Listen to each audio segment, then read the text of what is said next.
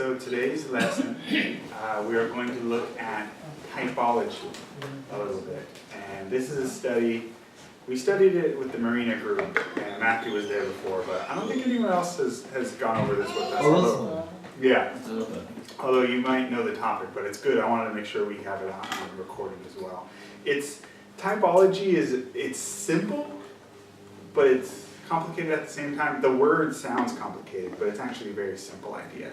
And what typology is, well, to give an example, when you study something in the Bible and you know something's God's will, and then you pray for it, and God gives you confirmation.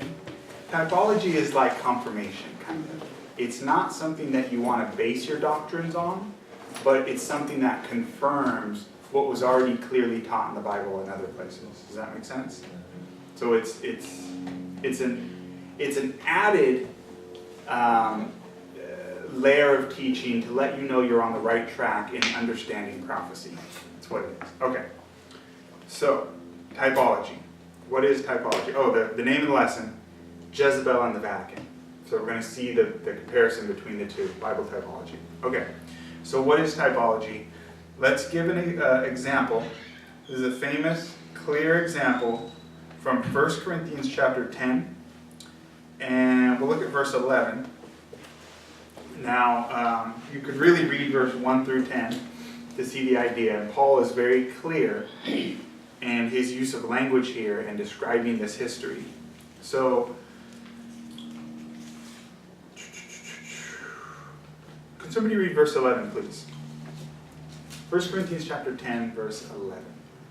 Now all these things happened to them as examples, and they were written for our admonition, upon whom the ends of the ages have come. All right. So, and that's a good translation, New King James. King James is a little more precise. It says, these things happened to them for ensamples. And it's a different word than examples. Ensamples. Now, what is an ensample? An ensample, I'll give you an example of an ensample. Well, to use this story that Paul's speaking of, what is he talking about? Okay. He talks about in verse 1, moreover, brethren, I would not have you ignorant how that all our fathers were under the cloud and all passed through the sea. He's talking about the ancestors of the Jews, right? And were all baptized unto Moses in the cloud and in the sea. Now, the children of Israel, they went through the sea, right? The Red Sea. And Paul says that this was like baptism. And then he said they did all eat the same spiritual meat and all drank the same spiritual drink, for they drank of that spiritual rock that followed them, and that rock was Christ. Now you know that the children of Israel, there was a rock that Moses struck the rock once, and it gave water, and they drank from it, right? And Paul says that rock was Christ. Now, was it literally Christ? No, it wasn't literally. That was a symbol, right? Were the Israelites, were they literally baptized? No. Did somebody come and take them and dunk them just like Matthew was? No. No. They went through, actually, they didn't even get wet, right? No. I mean, probably not. Maybe it was probably muddy. The seabed floor was probably muddy, but the water separated. They went through the Red Sea. It wasn't a literal baptism, but Paul says this is like a symbol for baptism. So that's what an ensample is. It's something that, it's a real story that happened in the Old Testament. It's real history, and it's an example for something else. Does that make sense? Mm-hmm. And what happens is that history repeats itself in these ways. So I'll give you another example, the story of Abraham and Isaac. And here's a really good artist depiction of Abraham, and you guys know the story where he had to sacrifice, or was willing to sacrifice Isaac. Mm-hmm. This was typology. And it was a symbol for God the Father being willing to sacrifice his only son. Right? So, what is Abraham? Does anyone know what the name Abraham means? Father of many nations. Mm-hmm. Right? And Isaac, in the New Testament, is compared to as Jesus because Isaac was a miracle child, right? Abraham and Sarah should not have been able to have children, but they had a child anyway. It's a miracle child. And he's also the covenant, which means Jesus. Child of the covenant, exactly. And so here you have the father, Abraham's name means father of many nations, willing to give up his, it says his only begotten son is what the Bible says. That it was his firstborn begotten son. Even though it wasn't his only son, the Bible calls Isaac his only begotten son. So he's special. And he's willing to give him up, willing to sacrifice his son, but instead he doesn't have to. A lamb takes its place, right? And this is a symbol of the story of the crucifixion. Does that make sense? So it's really happened. It's a story that really happened, but the symbols of the story tell a future event. That's typology. And really you could go through the entire Old Testament, and pretty much every story has a typology lesson to it in prophecy. It's very interesting when you start studying like this. Okay, so now we're going to look at a story of Elijah and Jezebel in the Old Testament, and we're going to see how this is a typology for the Vatican in the future. Okay, and what does Ecclesiastes say about history? You always remember the famous quote from Ecclesiastes about history? That there's nothing new. Everything. What has been is what will be, and there's nothing new under the sun. That's the idea. History repeats itself. So the story of Jezebel and Elijah, it's repeated in a bigger scene later on in prophecy. Okay, so let's look at the story. And we're just going to look at this very quickly and see the highlights of it. 1 Kings chapter 16. So let's go to 1 Kings chapter 16. And again, I'm just going to go through the quick highlights of this story. We're not going to read all of it, but we're going to get the main parts of it. And let me switch to a New King James here, just so it's a little easier to read. In fact, I'll just go to NLT, that's even easier. If I can, there we go. 1 Kings 16, starting in verse 28. When Omri died, he was buried in Samaria. Then his son Ahab became the next king. Okay, so this is the king of Israel, Ahab. Ahab, son of Omri, began to rule over Israel in the 38th year of Asa's Asa, I believe it is, reign in Judah. He reigned in Samaria 22 years, but Ahab, son of Omri, did what was evil in the Lord's sight, even more than any of the kings before him.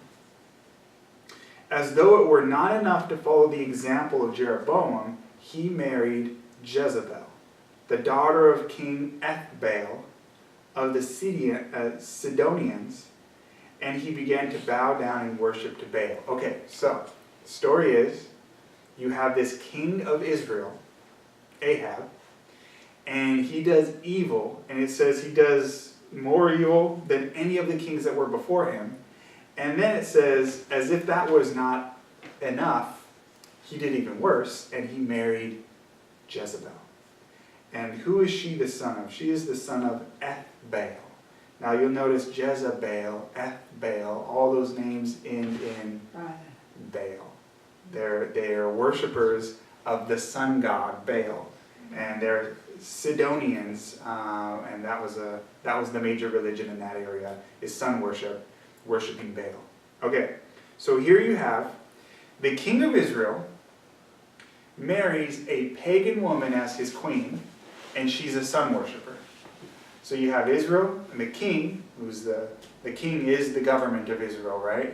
He's in charge, and he marries this woman who's a sun worshiper, pagan Jezebel, and talks about all the bad things that he did. Let's see, he began to worship Baal. Verse 32, first Ahab built a temple and an altar for Baal in Samaria. Then he set up an Ashereth pole as these sun god pillars. He did more to provoke the anger of the Lord, the God of Israel, than any of the other kings of Israel before him. Okay, bad guy. Marries Jezebel.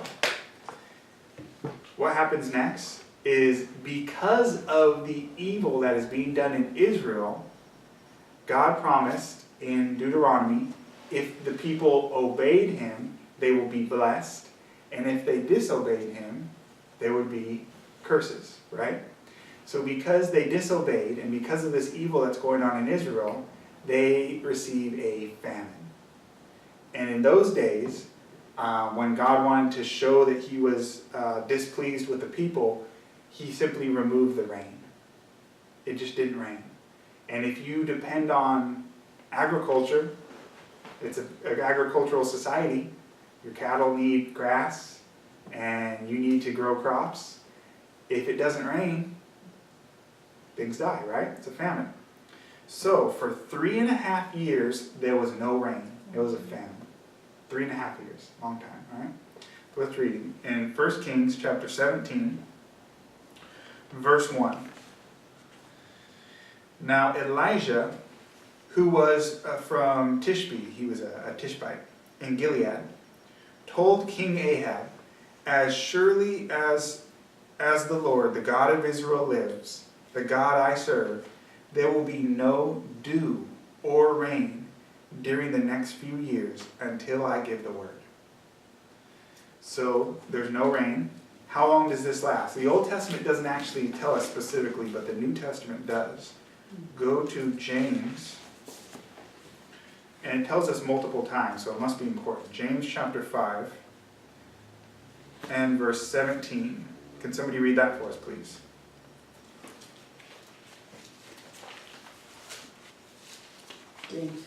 James chapter 5, verse 17.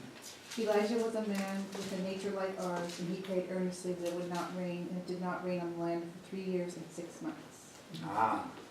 So the Old Testament doesn't tell us, but the New Testament says it was 3 years and 6 months, 3.5 years. And again, Jesus says the same thing in Luke chapter 4, verse 25. Here it is, verse 25 and 26. Certainly there were many widows in Israel in Elijah's time when the heavens were closed for 3.5 years, and a severe famine devastated the land. Yet Elijah was not sent to any of them. He was sent instead to a foreigner, a widow of Zarephath in the land of Sidon. Interesting. So Jesus mentions that this was a 3.5 year time period. Okay, so famine. So first we saw king of Israel marries the queen, and she is a pagan woman, sun worshiper, and then there's a 3.5 year famine. Okay? Next thing to notice is that God's prophet, Elijah, hides in the wilderness. Go to 1 Kings chapter 17 again. 1 Kings chapter 17. Verse 23. And you could read all the way through 7 to get the idea, but yeah.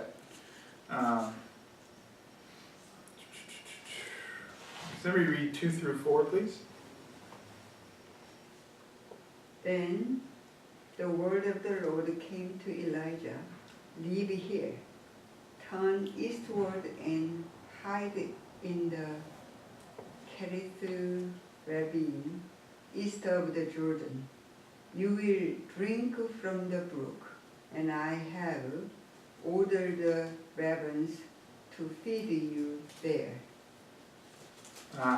So there's no rain, there's a famine throughout all Israel, but God sends Elijah into the wilderness where there's this little hidden brook, and Elijah is able to drink water from the brook there.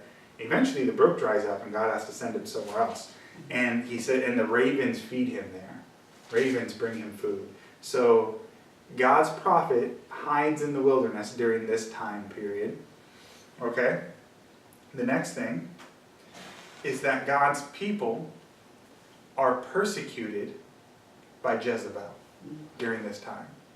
So the people who are faithful to the Lord are persecuted by Jezebel. So next chapter, 1 Kings chapter 18, verse 3 and 4. So we're just looking at the story now, and we're seeing what the points are, and then we'll see how this is repeated in history. 1 Kings chapter 18, verse 3 and 4. God's people persecuted by Jezebel. So Ahab summoned Obadiah, who was in charge of the palace. Now Obadiah was a devoted follower of the Lord. Once, when Jezebel had tried to kill all the Lord's prophets, Obadiah had hidden 100 of them in caves. He put 50 prophets in each cave and supplied them with food and water. Now, what did Jezebel try to do? Kill the prophets. She tried to kill all the prophets so that a man had to hide them in a cave in the wilderness. So Jezebel was persecuting the true followers of God during this time. She's trying to kill the Lord's prophets. Basically trying to turn the nation of Israel into a sun-worshiping nation. Kill all the people who are trying to still follow the real God. Interesting, right? Next thing. Because of this, there's apostasy in Israel. The people start actually following the sun god. 1 Kings chapter 19, next chapter. 1 Kings chapter 19, verse 9 and 10. Now this is Elijah speaking to the Lord, and he's talking, God is asking him what Elijah's doing in the cave. But Elijah, in his response, he mentions how bad it has gotten in Israel. And that's what I wanted you to notice. There he came to a cave, speaking of Elijah, where he spent the night. But the Lord said to him, "What are you doing here, Elijah?" Elijah replied, "I have zealously served the Lord God Almighty. But the people of Israel have broken their covenant with you, torn down your altars, and killed every one of your prophets. And I am the only one left, and now they're trying to kill me too." So you can see here how bad it had gotten in Israel. That there was Elijah, from all he could see is that all the people had forsaken the covenant with the Lord. And people who were trying to follow God were being killed. Now God responds and says, "I've reserved a very small group, 7,000, who have not bowed the knee to Baal." But think of how few that is. 7,000 among a nation that was, when they came out of Egypt, they were like 3 million. And now they're probably grown much more than that. And 7,000 are faithful? Very few were faithful. Most of Israel had apostatized. That's the point. You guys see how this is going? See, get the idea so far? So here's a recap of what we've seen so far. Israel's king Ahab marries pagan Jezebel. So the king of Israel marries a pagan woman as the queen. There's 3.5 years, no rain, a famine. During that time, God's prophet hides in the wilderness. God's people are persecuted by this pagan woman queen. And there's apostasy in all Israel. You guys see the idea so far? All right, now we're going to see how this history repeats itself in the Vatican and the history of the Catholic Church. Okay, let's see this. First thing, the first point that we noticed before was that the king of Israel, who is the government of Israel embodied, marries a pagan woman. Now, what does a woman symbolize in prophecy? Church. Absolutely. So before it was the government united to this pagan woman. Now we're seeing the state uniting with a pagan church. Instead of a pagan woman, it's a pagan church. Because a woman in prophecy is a symbol for a church. So go to Revelation chapter 17, verse 3, and we see church and state united. Revelation chapter 17, verse 3. So the angel took me in the spirit into the wilderness. There I saw a woman sit on a scarlet-colored beast that had 7 heads and 10 horns, and blasphemies against God were written all over it. Now, what does a beast symbolize in prophecy? Kingdom.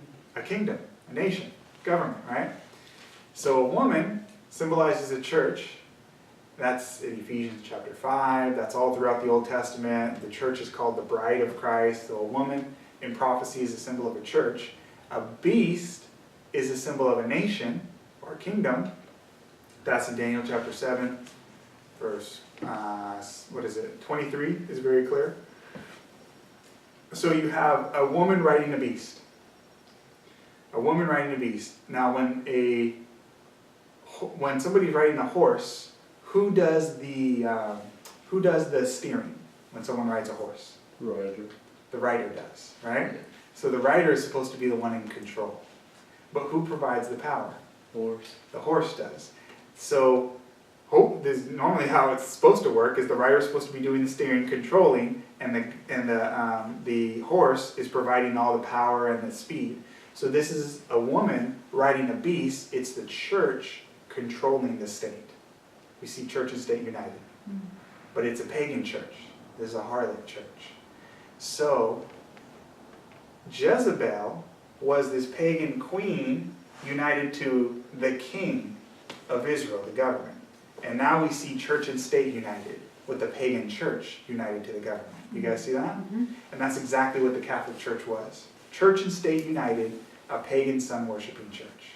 That's exactly what it was, okay? Next point. There was a 3.5-year famine in the Old Testament. What happens here? Revelation chapter 13, verse 5. Can somebody read that for us, please? And he was given a mouth speaking great things and blasphemies, and he was given authority to continue for 42 months. And 42 months is how many years? 3.5 years. 3.5 years exactly. We see this history repeating itself. 3.5 years. Okay? Next thing. God's people hide in the wilderness, right? Elijah went and hid in the wilderness. Does this happen during this time period? Go to Revelation chapter 12, verse 6. Now this is speaking of a different woman. This woman is not clothed in purple and scarlet and decked in gold and precious stones and pearls. This woman is clothed with the sun, with the moon under her feet. She's given God-given light and a crown of 12 stars. This is Israel, like the 12 tribes. So this woman, in verse 6 of Revelation 12, it says, Then the woman fled into the wilderness, where she has a place prepared by God that they should feed her there 1,260 days, which is the same thing as 3.5 years. And so you have the woman, which is the symbol for God's people, hiding, church, hiding in the wilderness and being fed in the wilderness, according to this verse, for 3.5 years. Exact same thing that happened in the Old Testament, except the Old Testament, it's the symbols, and then when it's repeated in history, those symbols are interpreted and enlarged. Does that make sense? So the idea of typology is it's like a small story, a literal story that happened, and then all the elements of the story become a larger event in prophecy when it repeats. It always becomes larger. So now you have whole groups of people hiding in the wilderness instead of just Elijah. Does that make sense so far? Yeah. Okay. The next thing is that God's people are persecuted by this great harlot. Revelation chapter 17, verse 6. Now, did that happen in the Old Testament? Did Jezebel persecute God's people? She killed the prophets, right? So this same harlot woman, which is called Jezebel, is persecuting God's people as well. Revelation chapter 17, verse 6. Can somebody read that for us, please? I saw that the woman was drunk with the blood of the saints, the blood of those who bore testimony to Jesus. When I saw her, I was greatly astonished. Okay, so the woman is drunken with the blood of the saints. So she's persecuting God's people. Same thing that Jezebel did, except now this woman isn't a literal woman, it's a church persecuting a lot of people. The next point is that there is apostasy in the church. In the Old Testament, there was apostasy in Israel. They began to worship Baal and all these other gods, and they had all these idols. And that's exactly what happened again during the Catholic Church. And here's a picture of a group of procession, a parade, of a Catholic parade there, and they have a statue of Mary. And that is idolatry, friends, to carry a statue as if it's your God on a... that's what they used to do to pagan gods. That's exactly what they used to do. They would put them on poles and carry them around, and they were like their king. And so here you have this pagan statue of pagan practice, this idol worship of Mary. Revelation chapter 2, 20. verse 20, idolatry in the church. Now this is interesting because it actually mentions the name of Jezebel. And we know it's not literal Jezebel because she's been dead for thousands of years. So this is a symbol. Jezebel is a symbol for a corrupt church that tries to corrupt God's people and bring sun worship into the church. It's the same thing, history repeating itself. Okay, verse 20, Revelation 2. Nevertheless, I have a few things against you, because you allow that woman, Jezebel, who calls herself a prophetess, to teach and seduce my servants, to commit sexual immorality and eat things sacrificed to idols. So we have idol worship and spiritual fornication. What is spiritual fornication? If the church is the bride of Christ and God is the husband, then the church cheating on God with other gods, pagans, idols, other gods, whatever, that would be spiritual fornication. That's cheating on God. And that's what happens. That's what Jezebel teaches the people to do with things like idol worship. And that's exactly what happens. So, let's see the overview. In the Old Testament, it was king and pagan queen united. Now we have church and state united. A pagan church with the state united. In the Old Testament, it was a 3.5-year literal famine. There was no rain. That meant no crops. That meant you didn't have wheat. You didn't have bread. It was a famine, right? Here's 3.5 years, and there's a famine for the word. Because now that they're keeping the true teachings of the Bible away from the people during this time period, and they don't have access to the Bible as well. During the Dark Ages, they kept the Bible in Latin. You could not have it in a language you could read. And so people did not know what the word taught, so there was a famine for the word. For 3.5 prophetic years. And a day is a year, so it's 1,260 days. It was 1,260 years during the reign of the Catholic Church during this time, the Dark Ages. The next thing is that God's church hides in the wilderness. That's what happened in the Old Testament. Elijah hid in the wilderness, and now you have God's people hiding in the wilderness. So you had groups like the Waldensians, literally hiding in the wilderness to flee from the Catholic Church persecuting them. History just repeats itself. The next thing is God's people were persecuted by the woman. In the Old Testament, it was Jezebel trying to kill the prophets of God. Now it's the Vatican, which is called Jezebel, trying to kill Christians who are just trying to follow the Bible. Incredible. In the name of the church. And did Jezebel do it in the name of the kingdom of Israel? Yeah, she was the queen, right? She seemed like she was the authority in the church, and yet she's killing God's people. Same thing the Vatican did. The next thing is that there was apostasy in the church. In the Old Testament, there was apostasy, sun worship, idol worship. Same thing happened during the reign of the Catholic Church, during this 3.5-year period. So, you guys see how history repeated itself? Yes. Exactly. The exact same thing that happened in the Old Testament in the story now repeats itself in prophecy. And we're told to look at that prophecy, to look at that Old Testament story as an example, because you see it right there in Revelation 2. It calls her Jezebel, and then it speaks of the 3.5 years, and then it talks about Elijah in Revelation chapter 11, prophesying in sackcloth during that time. We're encouraged by the Bible to see these Old Testament stories as prophecies as well for the future. Okay, last point I want to make. Let's go to Ecclesiastes chapter 1 and verse 9. Ecclesiastes chapter 1, verse 9, and we mentioned this before, but I wanted to make sure we read this verse. Ecclesiastes chapter 1, verse 9. I never. That which has been Yeah. is what will be. Again. That which is done is what will be done, and there is no new thing under the sun. In other words, you could say very simply that history repeats itself, right?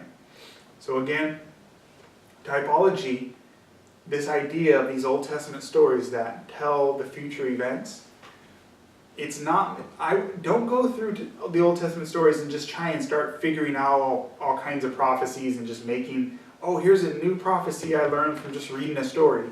That's not how it works. First, we studied, on another night, we studied the prophecies about the Catholic Church. And we saw all these things in detail. Clearly in Daniel and Revelation, it made these things very clear. But once you have seen all these things and you understand it, then you could look at the Old Testament story and it confirms it. Does that make sense? So it confirms that you're on the right track because it tells the story twice. And so you know for sure it fits typology and it fits the clear prophecies of like Daniel chapter 7, for example. So typology should be used to confirm prophecy that you've already studied in the other prophetic books. Does that make sense? Yes. You guys have any questions? Now this is something that you could study. Once you understand the basics of prophecy, you can see it throughout the Old Testament. All these stories happen over and over. The stories of Jesus, the things about the life of Christ are told in the Old Testament stories in it's all over the place. Every time there's a miracle baby in the Bible, whether it's Samson or Samuel, right? Or who else was a miracle baby? Isaac. You know, all these miracle babies, they are all a symbol for Jesus in some way. You know, Joseph. You know, all these different ones. They all have some way that they have parallels between them and the life of Christ. You know, look at the story of Joseph. It's one of my wife's favorite story. And here you have a man who has his 12 brothers, right? And he is sold by one of them, comes up with the idea to sell his brother for some silver. And he goes down into the pit, and then he comes back up, right? So you see this idea of Jesus who's sold by one of the 12 disciples, and he goes into the grave and comes back out, right? Or what about the fact that Joseph, he has to go through that time of trouble and hard time, and then he becomes second in command in all the world, right? Joseph, doesn't he become second in command in all the world? And through this trouble that he went through, he saves his people, right? He saves the Israelites, right? And when did Joseph become second in command? It says when he was about 30 years old. Jesus started to preach when he was about 30 years old.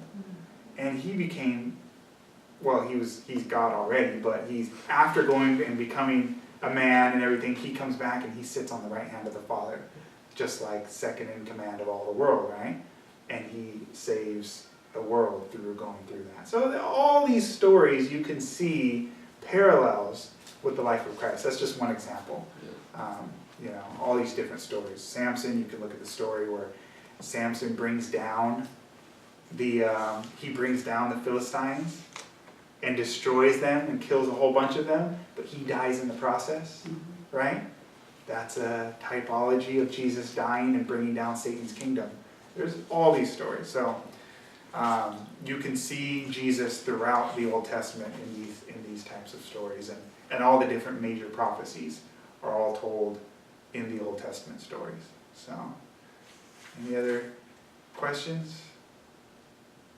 It's pretty simple, huh? It's not really a question, but it's Yes. amazing that the whole pagan, Jezebel has a power. Elijah, in the Bible doesn't say about the God chose and sending. He just appeared in front of the king, and without the word of there is no rain, there will be no. It's true. He just kind of shows up on the scene, huh? Yeah, it is interesting. It is interesting. I think the chapter 16, the ending, it talks about Joshua's word is accomplished. The Jericho is verses 34, and Elijah saw that, and still that has the evidence. God walks, and God is still alive. He is our side. Mm. So Elijah have courage to go to the king and show the God's word.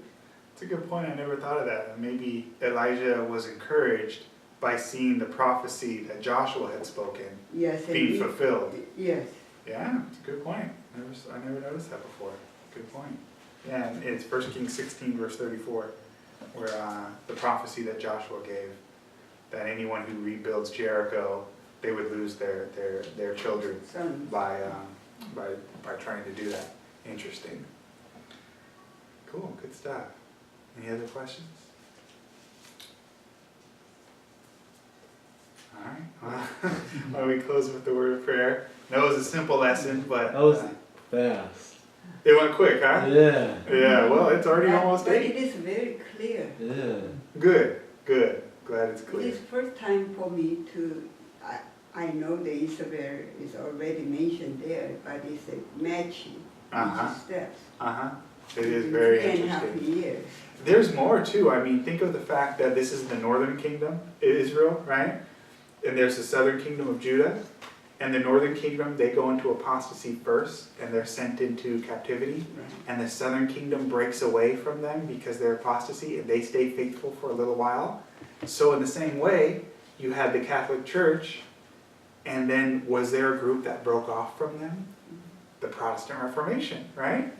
And they're faithful for a little while, and then they have problems as well. And that's what's happening nowadays, where a lot of the Protestant churches are, I mean, all you have to do is look at the mainstream denominational churches today.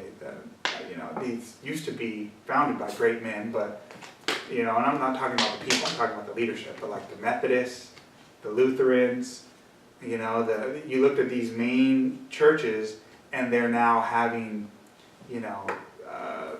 gay ministers and these kind of things, and they're going and signing deals with the Catholic Church saying that we're all united again, and all this type of nonsense going on in these churches. So you see, it's like Israel, the northern kingdom, they weren't bad first, Judah broke off, and then they went bad eventually.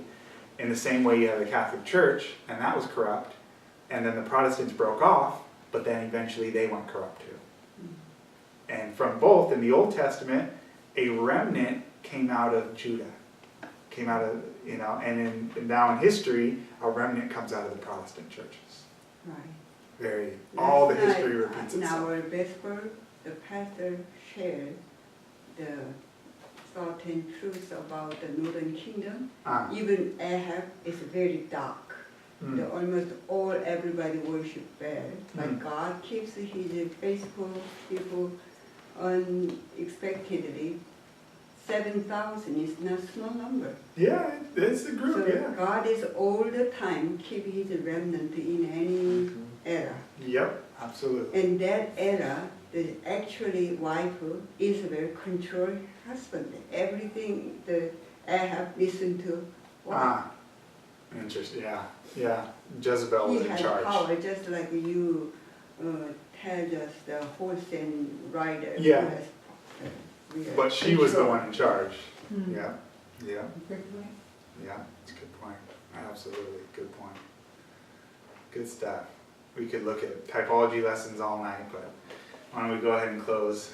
It's almost 8 now. Somebody want to say a word of prayer for us? I'll pray. Please. Dear Father,